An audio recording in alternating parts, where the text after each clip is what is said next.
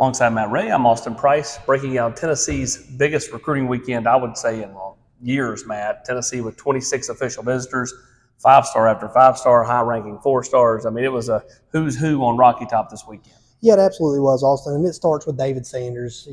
And coming out of the weekend, we've continued to say Tennessee's put their best foot forward with David Sanders, and I don't feel any different about where the Vols are right now with David Sanders. I think they continued to show very well for him. I think he and his family had a very good time. He's going to continue to take his visits, and then we'll see where things go from there. He hinted to you that maybe, he doesn't take it all the way to August. So we'll see where things are for David Sanders, but I think Tennessee continues to show very well there. Tennessee also showed very well for Isaiah Gibson.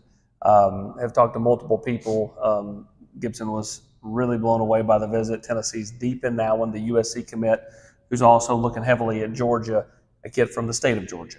Yeah, and I think a big thing for Isaiah Gibson's been Rodney Garner. The development at at that strong side defensive end position and the people around the program. I think, Isaiah Gibson has been recruited heavily by a lot of these places. I think Tennessee's done a very good job over the last 2, 3, 4 months here of making him feel comfortable in Knoxville. It started all the way back in the spring with that visit and then getting him back, through this weekend. And I think he's very comfortable here, and I think Tennessee's a real threat there. Another Georgia kid that Tennessee's a massive threat for is Georgia commit Jaden Perlotti, who leaves all smiles with Tennessee on his mind heavily. Yeah, Jaden Perlotti, he's a professional in the process. He knows what to say, knows what to do, but I think Tennessee really impressed Jaden Perlotti this weekend.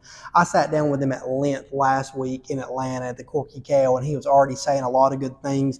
There were things he wanted to see, and he saw those things this weekend. I think Tennessee checked a lot of boxes, if not all the boxes, for Jaden Perlotti this weekend. Another Georgia kid, offensive lineman Juan Gaston. Gaston will visit Oregon next weekend. He's been to Georgia in recent weeks, coming off this Tennessee visit, a kid that doesn't say a whole lot. He is a man of very, very, very few words, and that's not an exaggeration. No, and so getting anything out of him is like pulling teeth. But clearly Tennessee's in this one, but he's going to take a little bit longer to decide than most. Yeah, he continues to maintain that he's going to take a little bit longer, and he's been on that timeline really since the January junior days. But overall, for Juan Gaston, still feels like this was going to come down to Tennessee and Georgia. Oregon swinging really hard there, and the fact that he's still going to make it out to that visit just shows how much they have prioritized him. But it's hard for me to see Juan Gaston leaving the South, and I think there are certain relationships here for Tennessee that has the Vols in that until the end. Offensive lineman Nick Moore from Jefferson County, to me that one boils down to, does he want to play offensive line or does he want to play defensive line? If it's defensive line, then he's probably going to go to Morgantown and play for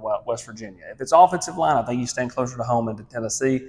He was supposed to visit next weekend. He bumped it up to this weekend. From all accounts, things went pretty well for Nick Moore. As for the running backs, Shakai Mills-Knight, Usmani Kroma, Tennessee's wanting somebody to pair with Justin Baker. Who will it be? I would lean probably Shakai Mills-Knight.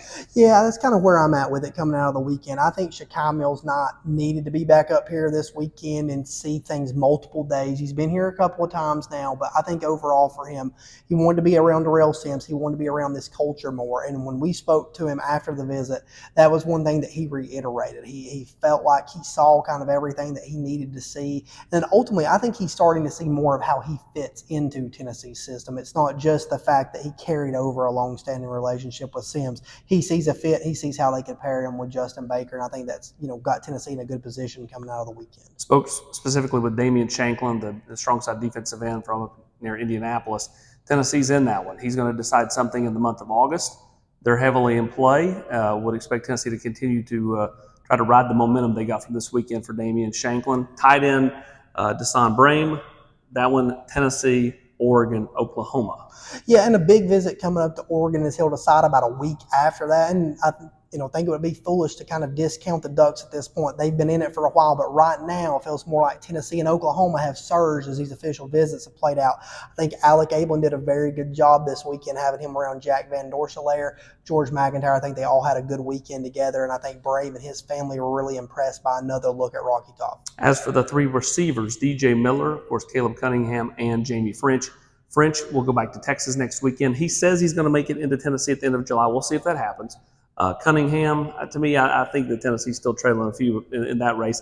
And then DJ Miller I think Tennessee really liked what he looked like this weekend. I think they'll continue to push there as they have Travis Smith coming in next weekend at receiver. Yeah, I think you're absolutely right. Also, I think the interesting thing for DJ Miller, he'll continue to take visits. He'll take his Kentucky visit and didn't weigh out the option of taking an official visit or two as the season starts. So we mentioned in the war room, we've mentioned before, what does DJ Miller's timeline look like? Maybe he gets home from Kentucky and sits down and starts to work towards a decision. But again, as you said, Travis Smith in next weekend, and that's another guy that's a priority on the receiver board for the Vols.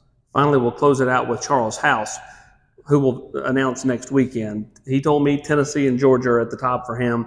I asked him specifically what he was looking for. He kind of labeled his criteria. I said, what does Tennessee bring? He regurgitated the same criteria. So, like, if you're just reading through the lines, you think it's Tennessee. We'll see if that happens. But clearly Tennessee's been near the top or at the top for him for a while. Yeah, really for Charles House, dating back to when he got over here in January, Tennessee made a big impression on him and has continued to show well there. And as we've alluded to for a little while, this weekend was going to be big for him. He was a guy that had not taken a lot of visits, leading into official visits really to anywhere. So it's kind of not a surprise to see him ride the wave a little bit. But I think Tennessee continues to put their best foot forward with Charles House. Georgia's done a really good job in that Charlotte area. So I do think he probably has to go home and make a decision. But, I think, as you said, Tennessee checks a lot of boxes for Charles House at the end of the day. He is Matt Ray. I'm Austin Price. That's a look at recruiting. Huge, massive official visit weekend. We've got full recaps on nearly everybody that was in town this weekend. We'll continue to hit the phones looking for who we've not talked to. He's Matt Ray. I'm Austin Price.